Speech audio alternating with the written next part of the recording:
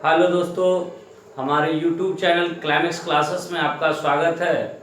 आज का जो वीडियो है वही जो पुराना मैंने मौलिक अधिकार यानी मूल अधिकार के बारे में बताया था और मौलिक अधिकार से रिलेटेड इसका पार्ट 1 का मैं वीडियो बना चुका हूं, जिसमें मैंने बताया था कि मौलिक अधिकार संविधान के भाग 3 में अनुच्छेद 12 से 35 तक है। इसके बारे में मैंने पिछले वीडियो में बताया था और ये भी बताया था कि हमारे जो मौलिक अधिकार हैं उसमें समता का अधिकार या समता या समानता का अधिकार जो अनुच्छेद 14 से 18 तक है, जिसके अंतर्गत हमें बहुत सारे समान रूपी होने का अधिकार संविधान में दिया गया है। इसको मैं पिछले वीडियो में समझा चुका था। उसके बाद स्वतंत्रता का अधिकार, स्वतंत्रता का जो अधिकार है वो अनुच्छेद 19 से 22 तक है, जिसमें पिछले वीडियो में मैंने 19 अनुच्छेद यानी आर्टिकल जो 19 है उसको मैं अच्छी तरह से समझा चुका था। अब मैं उससे आगे कंटिन्यू करता हूं। यही स्वतंत्रता का अधिकार, स्वतंत्रता के अधिकार के अंतर्गत आर्टिकल 20 यानी अनुच्छेद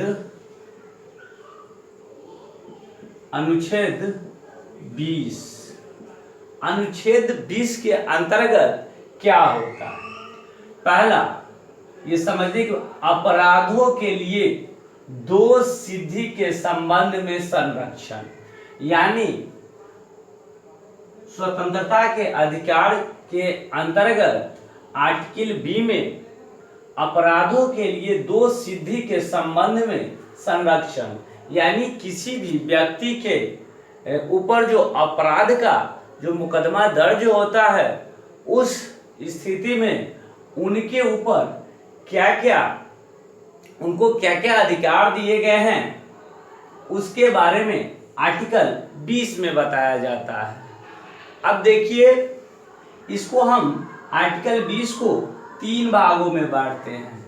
पहला, जिसमें क्या है कि अगर कोई व्यक्ति अपराध करता है और अपराध करने के दिन जो विधि बनकर तैयार थी, यानी मान के चलिए कि आज का डेट है और आज के डेट में कोई व्यक्ति अपराध करता है, तो उस अपराध के लिए जो कानून पहले से तैयार थे उस व्यक्ति का दोष सिद्ध होने पर वही विधि के अनुसार उसे सजा मिलेगी, न कि अगर बाद में आने वाले 6 महीने बाद उस विधि में अगर कोई सुधार होता है या दोष सिद्ध होने पर उसकी सजा बढ़ती है तो उसके अंतर्गत उसे सजा नहीं मिलेगी। यानी जिस दिन वो अपराध किया है उस दिन का जो विधि है, कानून है, उसी के अंतर्गत उसे सजा मिलेगी। इस एक के अंतर्गत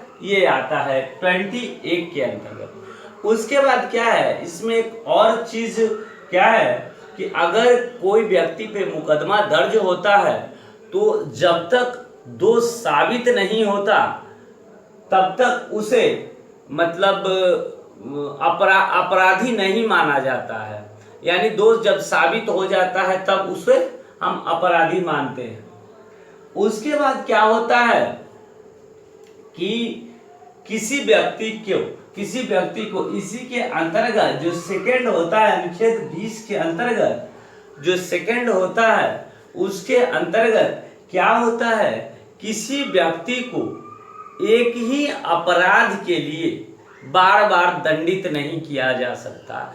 अगर कोई व्यक्ति एक बार अपराध कर लिया हो और उसकी सजा उसे मिल गई हो तो उसको बार बार उसी अपराध के लिए दंडित नहीं किया जाएगा और ना ही उसे पुलिस, अगर सजा वो काट के आ गया है तो पुलिस उसे पकड़कर फिर से जेल में डाल देगी, ऐसा नहीं होता है। मतलब इस अनुच्छेद के अंतर्गत ये भी प्रावधान है कि किसी भी व्यक्ति को एक अपराध के लिए एक बार ही सजा मिलती है। उसके बाद इसके थर्ड में क्या है, थर्ड में क्या होता है कि किसी भी व्यक्ति को स्वयं के विरुद्ध यानी अपने विरुद्ध न्यायालय में गवाही देने के लिए बाध्य नहीं किया जा सकता। यानी कोई व्यक्ति जो अपराधी जिसे साबित किया जा रहा है उस व्यक्ति को अपने विरुद्ध न्यायालय में गवाही देने के लिए बाध्य नहीं किया जा सकता। यह अनुच्छेद 20 के अंतर्गत आता है, यानी अपराधों के लिए दोष सिद्ध के संबंध में संरक्षण। इसे आप अच्छी तरह से समझ गए होंगे। उसके बाद क्या होता है, आर्टिकल 21। आर्टिकल 21 क्या होता है, प्राण एवं दैहिक स्वतंत्रता का संरक्षण। इस आर्टिकल के अंतर्गत, इस अनुच्छेद के अंतर्गत प्राण एवं दैहिक स्वतंत्रता का संरक्षण दिया गया है, जिसमें किसी व्यक्ति को विधि द्वारा स्थापित प्रक्रिया के अतिरिक्त उसके जीवन और व्यक्तिगत स्वतंत्रता के अधिकार से वंचित नहीं किया जा सकता।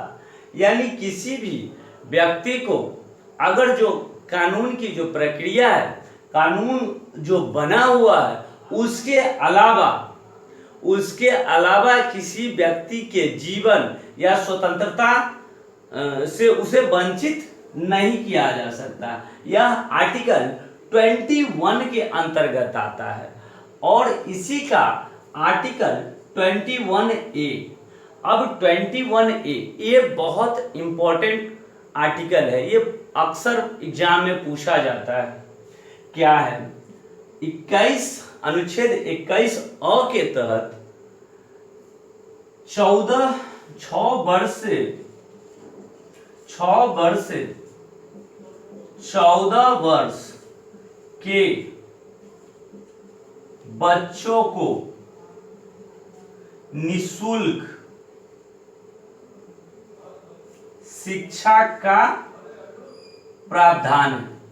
यानी 21A यानी अनुच्छेद 21A के तहत 6 वर्ष से लेकर 14 वर्षों तक सभी बच्चों को निःशुल्क शिक्षा का प्रावधान सरकार के द्वारा किया गया है और यह संविधान के 86वां संविधान संशोधन के अंतर्गत किया गया है। इसे 2002 में पारित किया गया है। यानी 21A 21A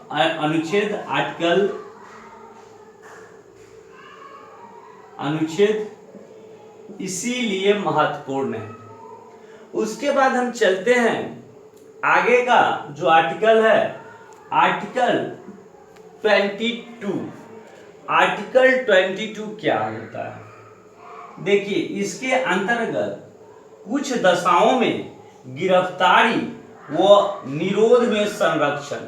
अगर किसी व्यक्ति को गिरफ्तार किया जाता है, अगर किसी व्यक्ति को पुलिस के द्वारा गिरफ्तार किया जाता है तो उस कंडीशन में जो व्यक्ति हैं उन्हें कुछ अधिकार दिए गए हैं। पहला क्या है, इसके अंतर्गत पहला क्या है कि अगर पुलिस उसे गिरफ्तार करके ले जाती है तो उसे यह अधिकार प्राप्त है कि आप पुलिस से पूछ सकते हैं कि मुझे किस जुर्म में आप गिरफ्तार कर रहे हैं। पहला, यानी किस जुर्म में आप गिरफ्तार कर रहे हैं, इस बात को पूछने का व्यक्ति को पूरा अधिकार है। दूसरा, अगर जिस व्यक्ति को गिरफ्तार किया गया है उसे 24 घंटे के अंदर उसे न्यायालय में पेश करना आवश्यक है। यानी अगर जो व्यक्ति गिरफ्तार किया गया है उसे आप पुलिस लॉकअप में 24 घंटे से ज़्यादा नहीं रख सकते हैं, उसे न्यायालय में पेश किया जाना है। ये भी आर्टिकल 22 के अंतर्गत आता है। और क्या होता है कि इसमें थोड़ा सा एक बात ध्यान में रखना है कि अगर वह व्यक्ति मतलब यात्रा का जो समय लगता है वो उसमें इंक्लूड नहीं होता है, यानी 24 घंटे का जो समय दिया जाता है उसमें यात्रा के समय को नहीं जोड़ा जाता है। उसके बाद थर्ड क्या होता है इसमें 22 में ही कि किसी भी व्यक्ति को अपने मन के मुताबिक, अपने पसंद के मुताबिक उसे वकील रखने का पूरा अधिकार है या वकील से सलाह लेने का पूरा अधिकार है। यानी 22 आर्टिकल के अंतर्गत कुछ दशाओं में गिरफ्तारी व निरोध के लिए संविधान में, हमारे संविधान में लोगों को कुछ छूट दी गई है, आज़ादी दी गई है, जिसके अंतर्गत क्या होता है, प्रथम में अगर किसी भी व्यक्ति को अगर पुलिस गिरफ्तार करती है तो उसे पूछने का पूरा अधिकार है कि आपने मुझे गिरफ्तार किस जुर्म में किया है। दूसरा क्या होता है कि उस व्यक्ति को जिसे पुलिस ने गिरफ्तार किया है 24 घंटे के अंदर उसे न्यायालय में पेश किया जाता है। तीसरा क्या होता है, जिस व्यक्ति को गिरफ्तार किया है उस व्यक्ति को अपने मन मुताबिक, अपने पसंद के अनुसार वकील रखने का पूरा अधिकार होता है। अब क्या है कि यह आर्टिकल 22 यह स्वतंत्रता के अधिकार के अंतर्गत था, यानी आप स्वतंत्रता के अधिकार को भी समझ गए होंगे जो अनुच्छेद 19 से 22 तक था। अब हम चलते हैं शोषण के विरुद्ध अधिकार, यानी हमारे संविधान में किसी भी व्यक्ति के विरुद्ध अगर शोषण होता है तो उसके लिए भी अधिकार लोगों को दिया गया है और उसका प्रावधान अनुच्छेद 23 से लेके 24 तक 23 से 24 तक दिया गया है, शोषण के विरुद्ध अधिकार। अब क्या होता है, शोषण के विरुद्ध अधिकार जो आर्टिकल अनुच्छेद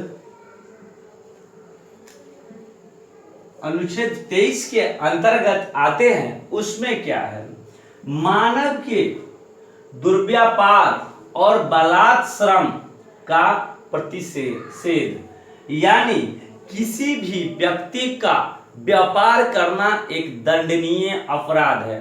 उसके बाद बलात्श्रम, यानी किसी भी व्यक्ति के साथ जबरन, उसके इच्छा के मुताबिक मतलब कोई कार्य कराना, ये बलात्श्रम ये भी दंडनीय अपराध है।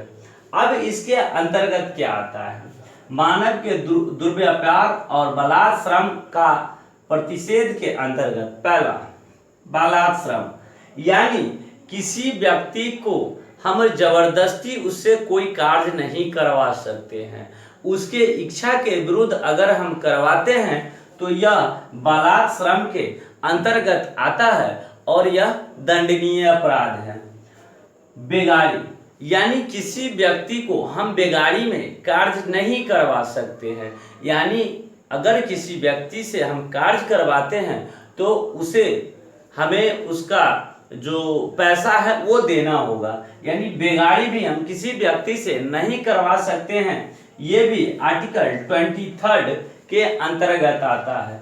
और तीसरा मानव व्यापार, मानव व्यापार के अंतर्गत क्या होता है, मानव व्यापार के अंतर्गत आपने अक्सर समाचार में सुना होगा कि महिलाओं का व्यापार, बच्चों का व्यापार।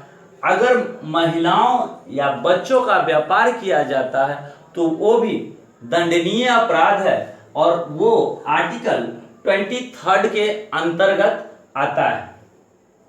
यानी 23 आर्टिकल के अंतर्गत मानव के दुर्व्यापार और बलात्श्रम का प्रतिषेध दिया गया है। उसके बाद हम चलते हैं आर्टिकल 24। आर्टिकल 24 यानी अनुच्छेद 24 के अंतर्गत हमारे संविधान में क्या हमें प्रावधान मिला है। कारखानों में बालकों के नियोजन का प्रतिषेध। यानी आप यह चीज को जानते हैं कि बाल मजदूर जो होता है, अगर बाल मजदूरी कराना एक दंडनीय अपराध है और यह आर्टिकल 24 के अंतर्गत आता है। यानी यह जो शोषण के विरुद्ध जो अधिकार दिया गया है, जिसमें आर्टिकल 24 के अंतर्गत कारखानों में बालकों के नियोजन का प्रतिषेध, यानी कारखाने में 14 से कम आयु के जो बच्चे होते हैं उनसे आप काम नहीं करवा सकते हैं। आप घर में किसी बच्चे को रखते हैं, काम के तौर पे काम करने के लिए रखते हैं, यानी सर्वेंट के तौर पे रखते हैं, तो उस बच्चे का मिनिमम उम्र 14 वर्ष से कम नहीं होना चाहिए और उस बच्चे से आप जोखिम भरे कार्यों को नहीं करवा सकते हैं। ये भी एक दंडनीय अपराध है। उसके बाद आप इस वीडियो में यहां तक समझ गए होंगे शोषण के विरुद्ध अधिकार। अब हम इसका मैं एक अंतिम वीडियो लेके आऊंगा जिसमें आप धार्मिक स्वतंत्रता का अधिकार, संस्कृति और शिक्षा संबंधी अधिकार और संवैधानिक उपचारों का अधिकार, इस तीनों को अच्छी तरह से आप समझ पाएंगे। और इसे समझने के बाद आप अच्छी तरह से हमारे संविधान में जो मौलिक अधिकार दिए गए हैं उसे आप अच्छी तरह से समझ जाएंगे। हमारे YouTube चैनल को सब्सक्राइब करने के लिए धन्यवाद।